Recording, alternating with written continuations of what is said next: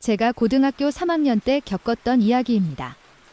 어찌 보면 누군가의 인생에선 손에 꼽을 정도로 중요한 시기겠지만 딱히 대학이나 공부로 무언가를 해볼 생각이 없던 제겐 그 정도로 큰 의미가 있는 시기는 아니었죠. 그래서 아버지의 이직과 함께 3학년에 전학을 가게 되었습니다. 학교는 다른 학교에 비해 유별나게 멀리 떨어진 외지라기보단 산지에 있는 학교였습니다. 그래서 저처럼 체력이 부족한 애들은 등교 자체가 험난했었죠. 그리고 그날은 지독할 정도로 더웠던 한여름의 어느 날이었습니다. 당시 저희 반 인원이 40명가량이었는데 금요일이라고 도망간 놈들과 몇몇을 제외하니 약 20명 정도가 교실에 남아 있었죠. 저희 반엔 전교생이 다 알 정도로 심한 따돌림을 당하는 아이가 있었습니다.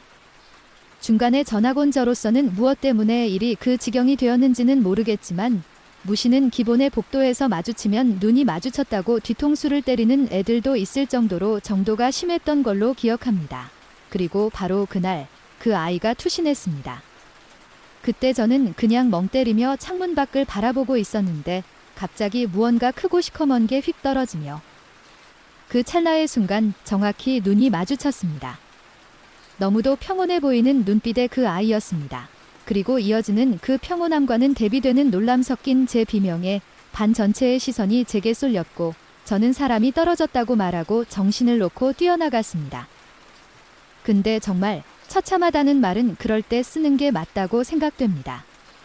죽은 사람은 물론이고 크게 다친 사람도 본 적이 없던 제 인생에서 그건 가장 처참한 사람의 모습 그 자체였습니다.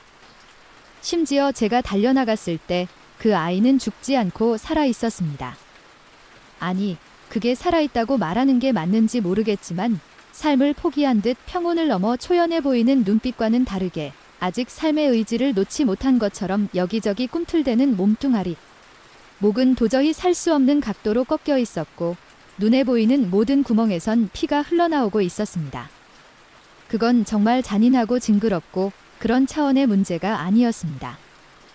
따라 나온 선생님이 부른 119가 도착할 때까지 전 숨도 똑바로 못 쉴 정도로 얼어붙어 있었습니다. 우르르 따라 나온 반 애들과 덩달아 따라 나온 다른 인원들이 오바이트를 해댔고 선생님들은 학생들에게 윽박지르며 현장에서 최대한 멀리 떨어뜨렸습니다. 하지만 정작 처음으로 달려나와 바로 앞에서 아이를 바라보던 저는 발견하지 못한 탓에 꿈틀거리며 발버둥치던 아이가 천천히 움직임이 약해지며 이내 싸늘하게 식어가는 모습까지 전 그 모든 모습을 생생하게 눈에 담게 되었습니다. 아이는 구급차에 실려갔지만 도착 전부터 이미 죽은 상태였고 학교는 이례적으로 몇 주간 휴교되었습니다. 그리고 다시 학교로 돌아왔을 때부터 야자를 할 때마다 이상한 일을 겪었다는 아이들이 생겼죠. 아무도 없는 복도에서 노랫소리를 들었다는 사람. 누가 계속 쳐다보는 기분의 창밖을 바라봤을 때 운동장 끄트머리에 머리가 축 늘어진 여자아이가 자신을 뚫어져라 보고 있었다는 사람. 외에도 각양각색의 이야기들이 퍼져갔지만 신빙성은 떨어지는 이야기들이었습니다. 학교에서 죽은 사람이 생긴 거니 어찌 보면 당연한 일이었죠. 그리고 그 일이 제게도 어떤 큰 변화를 만든 건지 야자를 하다가 생전 눌린 적이 없는 가위를 다 눌리게 됐습니다. 종이를 휘젓는 연필 소리가 사각사각 들려오는 교실 안 어느 순간 멀쩡히 움직이던 몸이 순식간에 굳어버린 것처럼 눈도 깜빡할 수 없었고 멍하니 앞을 바라보던 제 시야에서 순간 텅 비어있던 교탁 옆으로 길쭉한 머리카락이 불쑥 튀어나오더니 직각으로 꺾여버린 목과 피를 가득 묻힌 몸뚱아리가 눈에 들어왔습니다. 뒷모습만 보이던 그 몸의 주인이 누군지는 굳이 앞모습을 보지 않아도 알 수 있었죠. 헌데 몸의 주인은 생각이 달랐나 봅니다. 삐걱거리는 몸을 기어이 돌려 그날과 똑같이 보이는 모든 구멍에서 넘치듯 흐르는 핏줄기를 뽐내며 그 아이는 아주 천천히 제게 다가오고 있었습니다. 가위에 눌린 와중에도 온몸엔 소름이 돋아났고 몸은 여전히 움직이지 않았습니다. 그렇게 한 발 한 발 좁아지던 거리와 비례해 제 남은 숨도 줄어가던 찰나 야자 끝났다며? 집에 안 가냐? 고 제 어깨를 툭 치는 친구의 말이 들려오며 마치 현실에서 컷 편집이라도 일어난 것처럼 막힌 숨이 순간 탁 트이는 기분이 들며 전 가위에서 풀려났습니다.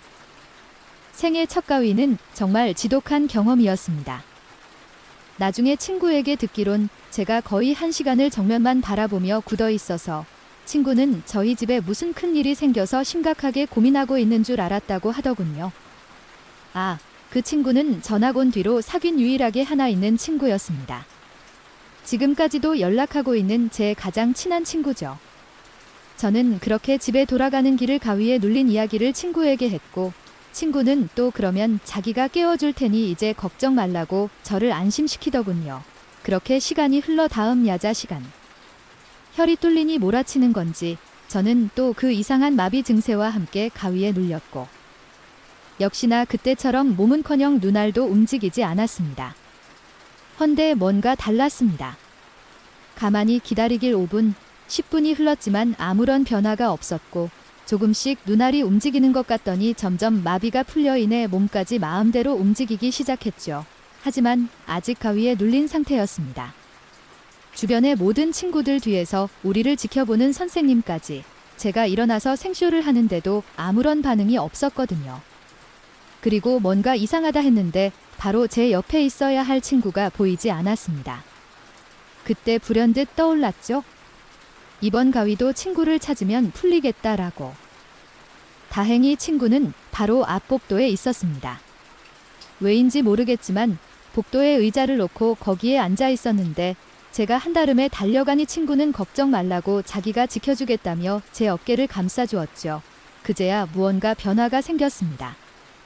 가위에 눌려있는 그 상태로 제 정신이 살짝 몽롱해지더니 약간 꿈과 현실의 경계가 뒤섞이는 느낌이랄까? 그런 이상한 기분이 들고 있던 찰나, 제 어깨를 감싸고 있던 친구의 손이 점점 위로 올라오는 겁니다.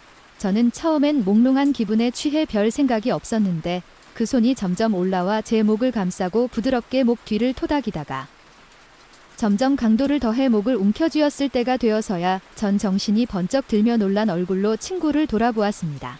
헌데 분명 친구의 몸이었는데 얼굴은 친구가 아니었습니다. 목이 이상한 각도로 꺾이고 피범벅이 된 여자아이, 바로 그 아이였습니다.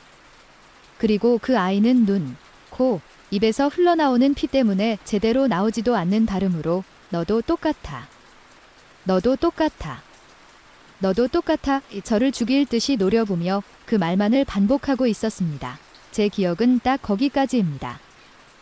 눈을 떴을 땐 시내에 있는 작은 병원 침대 위였고 옆엔 제 친구가 침대에 기대 자고 있었습니다.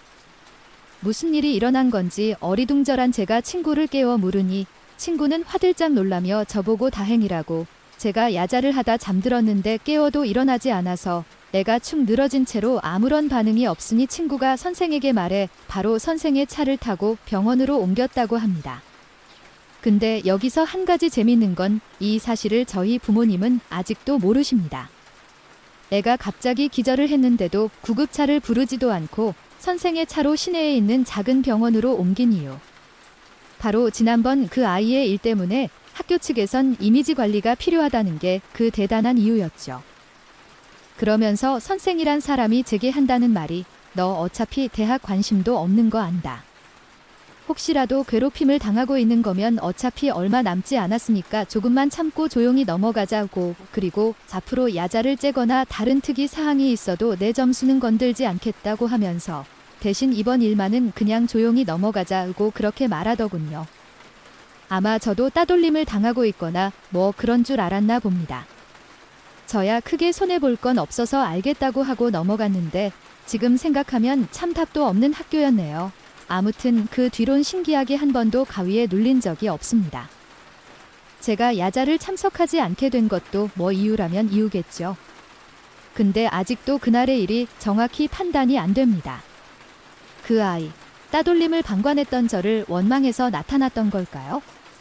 근데 그럴 거면 진짜 괴롭히던 애들을 찾아가는 게 맞지 않나 싶기도 하고, 그래도 덕분에 지금까지 웬만한 공포영화 속 징그럽거나 잔인한 장면 같은 건 대놓고 봐도 별 감흥이 없습니다. 이걸 좋아해야 되나 말아야 되나?